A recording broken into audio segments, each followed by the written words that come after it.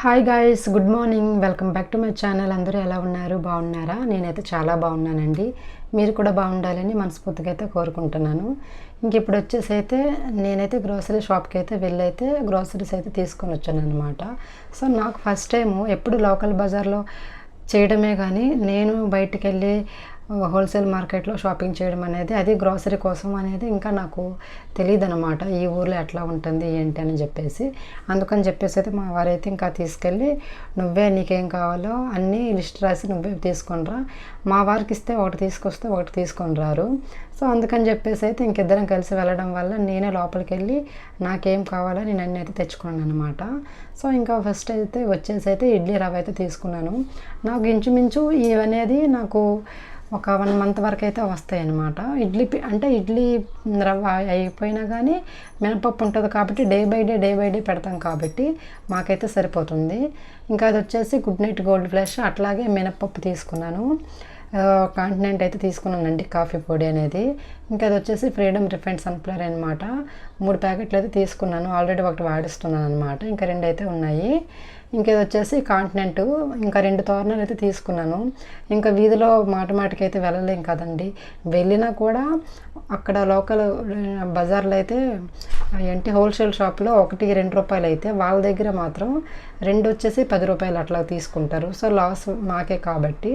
So ఇంకోటి వచ్చేసి comfort కూడా ఏది సింగిల్గా తీసుకున్న 5 రూపీస్ 6 రూపీస్ అని చెప్తారు. అదే ఎట్లాగా మనం కొనుక్కుంటే మనకు ఒక 2 రూపాయలు సేవ్ అయ్యిద్ది అనమాట. ఇదే కాదు, ఏ వస్తువు కూడా వీధిలో ఉన్న షాపుల్లో అయితే కొనలేమండి. ఇంక ఇది వచ్చేసి కార్తీక షాంపుల తోరణం అనమాట. 2 తీసుకున్నాను. మేము ఉండేది ముగ్గురమి, మేము ఎప్పుడో వీక్లీ ట్వైస్ అయితే చేస్తాం కాబట్టి తీసి పెట్టుకుంటే మంచిది కదా అని చెప్పేసి అయితే తీసేసుకున్నాను, ఎలాగో వచ్చానని. ఇంక ఇది వచ్చేసి 2 రూపాయలు 2 ప్యాకెట్ అనమాట. యాక్చువల్గా పవర్ లిక్విడ్ అనేది వాడతాను వాషింగ్ మిషన్కి, కానీ అప్పుడప్పుడు అవసరమైతే పిల్లల బట్టలు ఏ రోజు ఆ రోజు సరుపులో పెట్టేస్తాను కాబట్టి వాళ్ళ కోసం అయితే తీసుకున్నాను. ఇంకా అట్లాగైతే ఇది తాజ్మహల్ టీ పొడి అనమాట.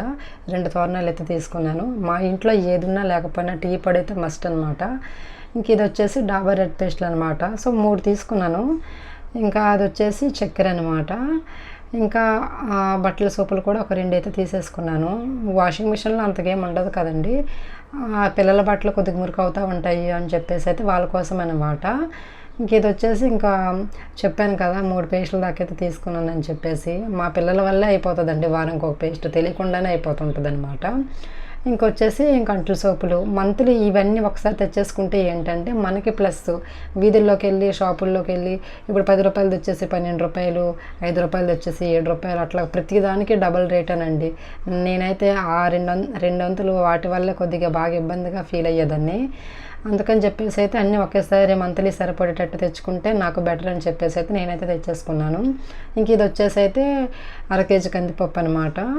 ఇంకేది వచ్చేసి ఒక 250 గ్రామ్స్ అయితే ఉంటుంది చింతపండు. సో అక్కడ మా ఊరు చింతపండుకి ఇక్కడ వాళ్ళ చింతపండుకి చాలా తేడా అండి. సో వండేటప్పుడు కూడా టేస్ట్ అయితే వేరే రకంగా ఉంటుంది. ఇంకా వచ్చేసి తాలింపులు అనమాట. ఇంకా ఫైనల్గా వచ్చేసి ఇంకా మంత్లీ ఖచ్చితంగా వండాల్సిందేనండి, బ్రష్లు మాత్రం మార్చాల్సిందేని, లేకపోతే ఊరుకోరు మా పిల్లలు అనేది.